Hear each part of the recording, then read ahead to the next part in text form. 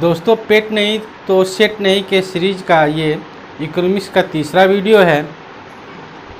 इस वीडियो में हम भारत में चल रही पंचवर्षीय योजनाओं के बारे में अध्ययन करेंगे।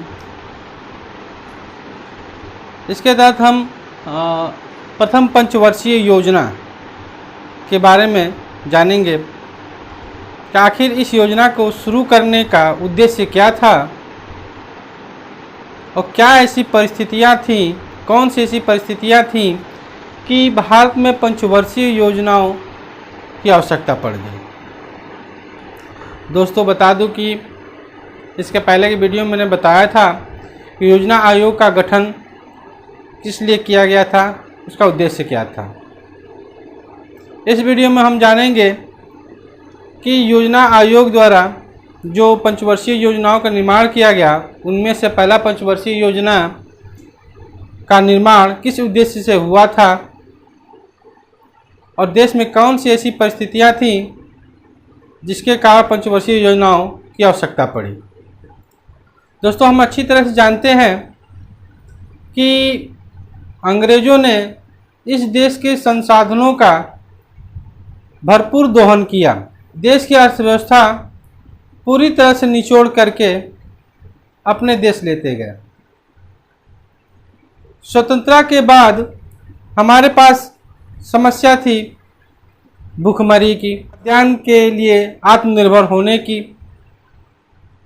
हमारे पास बेसिक रूप से कोई ऐसे संसाधन नहीं थे जिससे हम कि औद्योगिक विकास कर सकें और तेज़ी से विकास के राह पर चल सकें। हमारे पास दो ही संसाधन थे, पहला मैन पावर था, दूसरा हमारा कृषि संसाधन था। तो योजना आयोग ने कृषि को बढ़ावा देने के लिए तथा देश में उत्पन्न खाद्यान्न संकट से निपटने के लिए इस पंचवर्षीय योजना का निर्माण किया। कह सकते हैं कि प्रथम पंचवर्षीय योजना में जो सर्वाधिक बल दिया गया वो कृषि के विकास पर था और इसका जो मॉडल था वो हैरड-डोमर मॉडल था। हैरड-डोमर मॉडल के बारे में मैं थोड़ा सा संक्षेप में बताना चाहूँगा कि यह मॉडल आय के निर्माण के साथ साथ पूंजी के स्टॉक में वृद्धि को प्रेरित करता है। मतलब कि हमारे आय में वृद्धि भी हो, निर्माण भी हो, वृद्धि भी हो और साथ ही साथ हमारा जो पूंजी का स्टॉक है उसमें भी वृद्धि हो। इसी मॉडल को अपनाते हुए योजना आयोग ने प्रथम पंचवर्षीय योजना को प्रस्तुत किया था, जिसका अनुमोदन राष्ट्रीय विकास परिषद यानी कि नेशनल डेवलपमेंट काउंसिल ने किया था। इस योजना का प्रारंभ 1 अप्रैल 1951 को किया गया। दोस्तों, याद दिला दूं कि डेट को जरूर ध्यान रखिएगा। 1 अप्रैल 1951 को ये प्रथम पंचवर्षीय योजना की शुरुआत की गई थी, जिसमें सर्वाधिक बल दिया गया था कृषि के विकास पर। जो लक्ष्य रखा गया विकास का वो 2.1% था। 2.1%। योजना इतनी सफल रही कि लक्ष्य से अधिक हमने प्राप्त किया। हमने कितना? 3.6%। अब प्रश्न उठ सकता है कि इस पंचवर्षीय योजना में सर्वाधिक बल तो कृषि पर दिया गया, लेकिन योजना का टोटल व्यय कितना किया गया था, कितना निर्धारित था और कितना किया गया। तो मित्रों, प्रस्तावित जो निवेश था वो 2069 करोड़ रुपए था, जबकि निवेश 1960 करोड़ रुपए हुआ। अब इसमें जो निवेश का 27.2% भाग सिंचाई व ऊर्जा में खर्च किया गया और 17.4% भाग कृषि व सामुदायिक विकास कार्यक्रमों में लगाया गया। मित्रों मैं बता दूं कि यह योजना इतनी सफल रही कि हमारे प्रति व्यक्ति आय में 8% के साथ साथ राष्ट्रीय आय में भी 18% की वृद्धि हुई। प्रति व्यक्ति आय में 8% की वृद्धि के साथ साथ राष्ट्रीय आय में 18% की वृद्धि हुई। अब कृषि के विकास के लिए कौन कौन से कार्य किए गए इसमें ये ध्यान देना होगा। तो कृषि के विकास के लिए जरूरी था सिंचाई और ऊर्जा। मिट्टी हमारी अच्छी थी, कमी क्या था, सिंचाई के संसाधनों की और ऊर्जा की। तो इसके लिए 3 प्रोजेक्ट शुरू किए गए, या इसी योजना से आप कह सकते हो कि भारत में बहुउद्देशीय परियोजनाओं की शुरुआत प्रथम पंचवर्षीय योजना से ही हुई। इसके तहत 3 बहुउद्देशीय परियोजनाएं शुरू की गई, जिसमें भाखड़ा नांगल परियोजना, दामोदर घाटी परियोजना और हीराकुद परियोजना, ये 3 प्रोजेक्ट शुरू किए गए थे। मित्रों ध्यान देने योग्य बात है कि क्वेश्चन एक बार पूछा था कि स्वतंत्र भारत की प्रथम बहुउद्देशीय परियोजना कौन सी है। ध्यान रखना मित्रों कि स्वतंत्र भारत की प्रथम बहुउद्देशीय परियोजना दामोदर घाटी परियोजना है। दामोदर घाटी परियोजना, और जो अमेरिका के टेनेसी नदी घाटी परियोजना से इस परियोजना को उठाया गया था। मतलब इसका स्वरूप टेनेसी नदी घाटी परियोजना के समान है। इसी के साथ साथ जैसा मैंने बताया था, आय में वृद्धि के साथ साथ हमें पूंजी स्टॉक में भी वृद्धि करना है। तो इसके लिए उद्योगों का भी प्रारंभ किया गया। भारी उद्योग नहीं, मध्यम उद्योग, जिसमें कृषि के विकास के लिए उर्वरक की आवश्यकता होती है। भारत को उर्वरक में आत्मनिर्भर बनाने के लिए झारखंड के धनबाद में सिंदरी उर्वरक कारखाना स्थापित किया गया।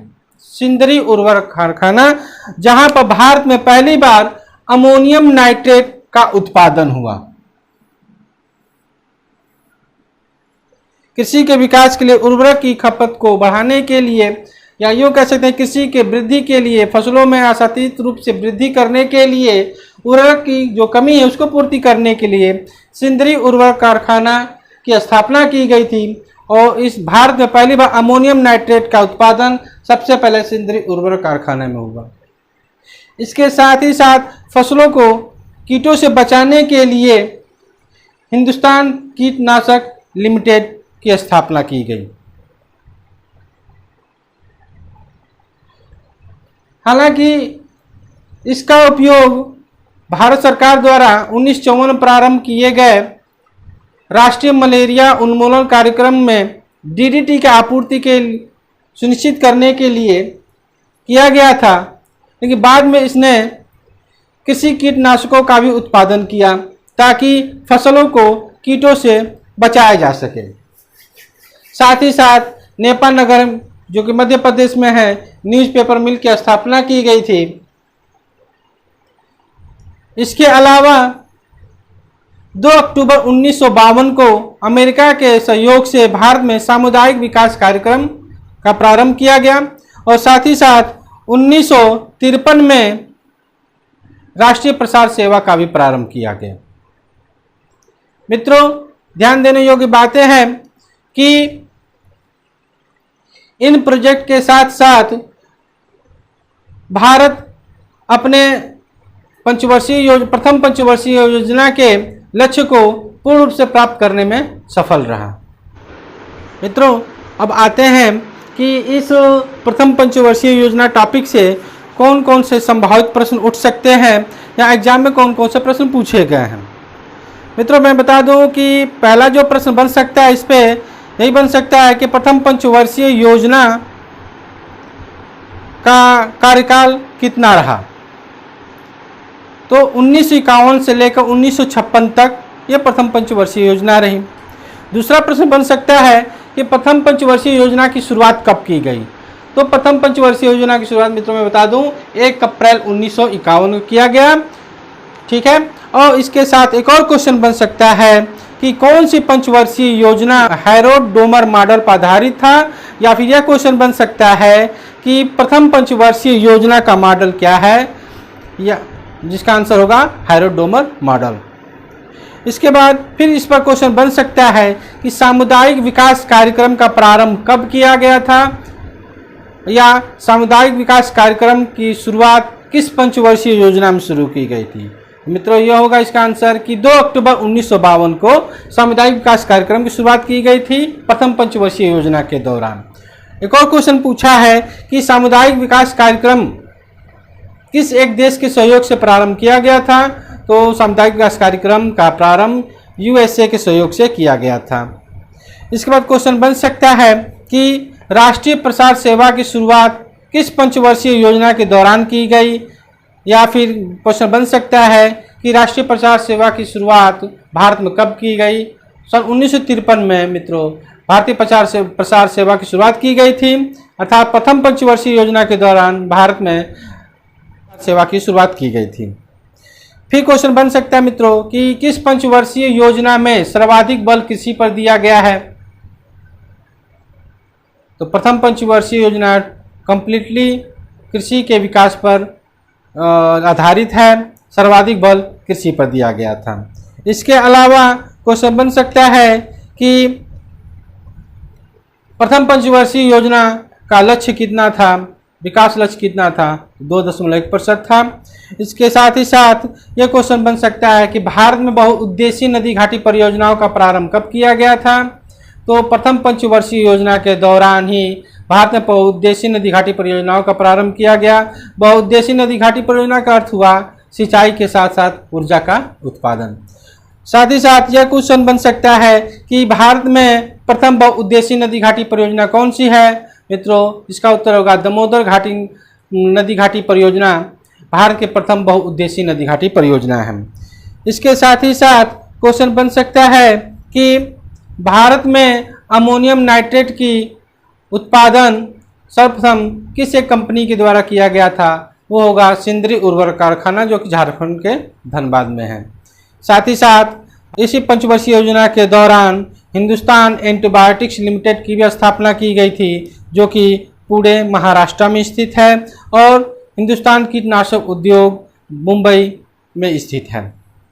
एक और क्वेश्चन इस पर बन सकता है कि प्रथम पंचवर्षीय योजना क्या अपने उद्देश्यों को प्राप्त करने में सफल रही, तो बिल्कुल प्रथम पंचवर्षीय योजना अपने उद्देश्यों को प्राप्त करने में बिल्कुल सफल रही, और यह 31 मार्च 1956 तक चली।